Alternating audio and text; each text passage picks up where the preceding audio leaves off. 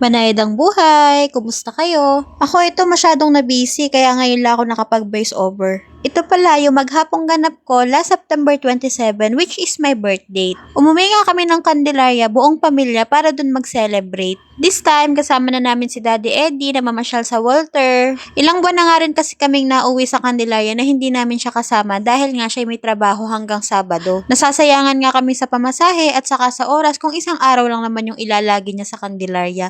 Kasi 5 hours yung biyahe mula San Francisco to Candelaria, Quezon. Medyo workaholic din pati kasi itong asawa ko kaya kahit nga may sakit, ang hirap pa-absinin. At dahil birthday ko naman ay napa-absent ko na rin siya. First time niya nga sumama kay Banayad na taga-bantay dito sa Kidsuna. Sabi ko, aba, ikaw naman magbantay na ikaw naman ang mapagod sa kahahabol sa anak mo kasi lahat gusto laruan. Ewan ko ba naman kasi dito kay Nini, halos buwan-buwan na ala ang naglalaro dito ay walang kaumayan ay pare-parehas lang naman ang pinaglalaroan. At habang nga inaantay ko sa kanila ay ako muna ay nagpunta sa Watsons at saka naglibot-libot na rin sa Walter para makapamili. Dahil nga mahaba pa yung oras ko ng pag-aantay ay nagpunta na rin ako dito sa may palaruan. Ito nga ang itlog na sinasalo yung nilaro ko at ito nga yung generous magbigay ng ticket. Yung 13 pieces na token ko, dito lang talaga naubos at ako'y aliw na aliw sa pagsalo ng mga itlog. Marami pa naman pwede mapaglaruan pero hindi ko na nga inalisan itong peso na ito dahil aliw na aliw ko sa paglalaro. Hindi ko na rin namalayan yung oras na nakalabas na pala sina Daddy at saka si Banaya doon sa Kidsuna. Kaya naman wala akong kamalay-malay na hinahanap na pala ako nung dalawa. Mabuti na nga lang at sakto din namang naubos na yung token ko at nakapag-open ako ng mga messages at ang dami na nga miss call at text ng aking mag-ama. Naka 350 pieces naman ako ng ticket at yun nga naipalit ko ng wallet. Kinagabihan naman ay nagpunta kami sa may Kanlurang Robles dahil may magandang farm doon, yung Casa Celerina Farm na nandun yung Dear Stranger Cafe na napaka-instagrammable. Lagi ko kasi silang nakikita sa newsfeed ko at dumadaan sa wall ko. Kaya naman dito ko naisipang mag-family dinner at mag-celebrate ng birthday ko with my family. Nakapagpa-reserve na nga pala ako ng table dahil nga madaming kumakain dito. Sikat kasi ito sa Candelaria at saka sa mga katabing bayan dahil nga sila lang yung merong loft bed at saka napaka-instagrammable talaga bawat sulok ng place. Tingnan nyo itong aking mga kasama at kararating lang wala pang 5 minutes sa kinakauupuan ay nagpicture-picture na. Kanya-kanya na nga kaming post at pang profile picture at napakaganda naman kasi talaga ng place. Walang harong biro. Kaya naman kung mapapasyal kayo sa Candelaria, Quezon ay huwag nyo kalimutang puntahan itong Dear Stranger Cafe. Pwede kayong mag-message sa messenger nila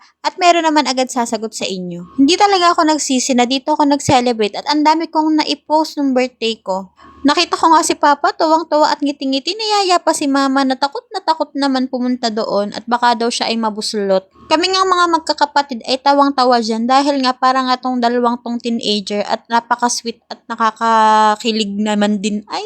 At dahil nga dyan, ako'y natutuwa at nagagalak ang aking puso dahil ang pinakamagandang ang gift na natanggap ko pa ngayon ay yung buong pamilya. Minsan na nga lang din kami magkasama-sama at talagang by schedule na nga lang din yung aming pagsasama-sama dahil lahat nga kaming tatlong mga magkakapatid na babae ay may mga trabaho na at ang naiiwan na nga lang sa bahay ay si Mama, Papa at saka yung bunso kong kapatid na lagi naman ding nasa layasan at nagko-computer. Ano nga JD?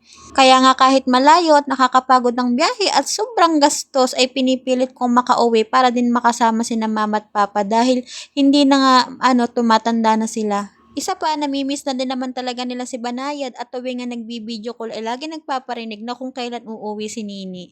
Pagkatapos nga pala ng mga photo op ay dumating na rin yung mga pagkain at hindi naman nakakapagsisi, napakasarap din naman ng mga pagkain at ang lalaki ng servings. By the way, kapag nga pala umabot ng 3,500 yung order nyo ay may 10% discount. Kaso nga lang yung akin ata ay nalimutan. Sa sobrang overwhelmed ko kasi ay hindi ko na natingnan yung resibo at nagbayad na lang ako. At pag uwi ko nga sa bahay napansin kong parang hindi na less yung aking discount. Pero okay lang at binigyan naman nila ako ng pre-birthday waffle. Salamat po. Di pa dyan nagtatapos ang celebration dahil nga kinabukasan ay nagkabiglaan naman kami na magkain sa season sa Samyupsal. Bagong renovate kasi ang place at nare-open nila noong September 27 kaya naman gusto namin makita kung ano ba naman yung mga inimprove at pinagbago nung place na lagi namin kinakainan. Favorite namin dito kasi medyo mura siya kaysa dun sa mga kalaban na Samyupsalan. Basta Masarap din kasi yung mga pork flavor nila at saka yung mga side dishes.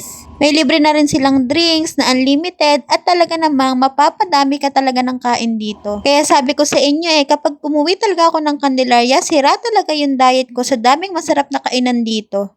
From street foods, karinderya, and restaurant, sobrang dami mo talagang pagpipilian. Ikaw na lang yung mauumay. Kaya pag umuwi ako dito sa Candelaria, puro food trip talaga yung laman ng aking post. Nakakamiss naman kasi talaga yung mga gantong pagkain kasi nga pag umuwi na kami ng San Francisco, nako, puro manok na kami at ang mahal ng mga bilihin dito tapos wala pa masyadong restaurant. Yun lang, goodbye!